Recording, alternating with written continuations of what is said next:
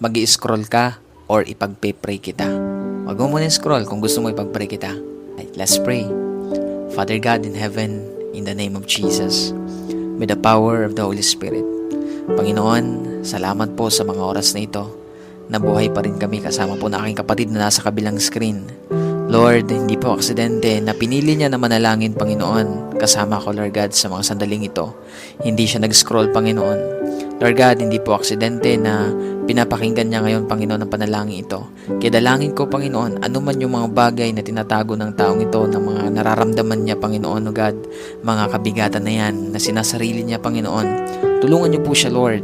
Panginoon, bigyan mo siya ng lakas na galing po sa inyo.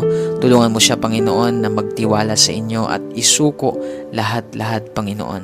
Lord, walang bagay na hindi mo alam sa buhay namin, lalo na sa taong ito na nandito sa screen, Panginoon. Alam mo, Lord, kung paano siya nasasaktan. Alam mo, Lord, yung kanyang mga pagluha.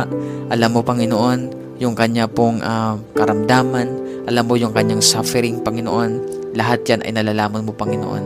Kaya naman, Lord, tulungan mo siya ngayon, Lord God, na i-lay down ito sa inyo, Panginoon. Dahil the moment, Lord, na isuko niya ito sa inyo, doon niya mararamdaman yung kaginhawaan, yung kapayapaan, yung kalakasan, kagalakan sa kanyang puso, Panginoon. Kaya I pray right now, Lord, hayaan mo ibuhos mo ngayon ang kapayapaan na hinahanap niya, Panginoon. Hindi niya yan makikita, Lord, sa ibang bagay, kundi makikita lamang niya ito sa inyong presensya.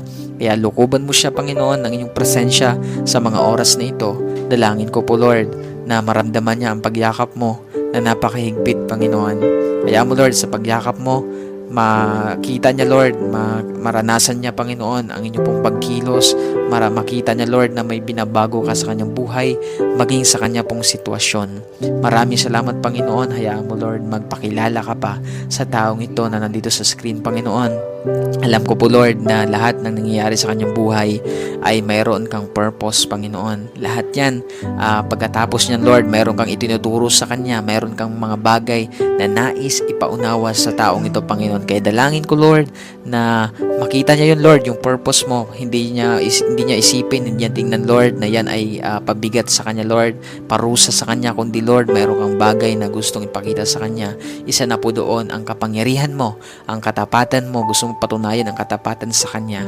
Kaya dalangin ko po, Lord, na mas makita niya, Lord God, yung pagkilos mo sa mga sitwasyong ito na kanya pong pinagdadaanan. Maraming salamat, Lord. Pinagkakatiwala ko po siya sa inyo. In Jesus' name, Amen and Amen.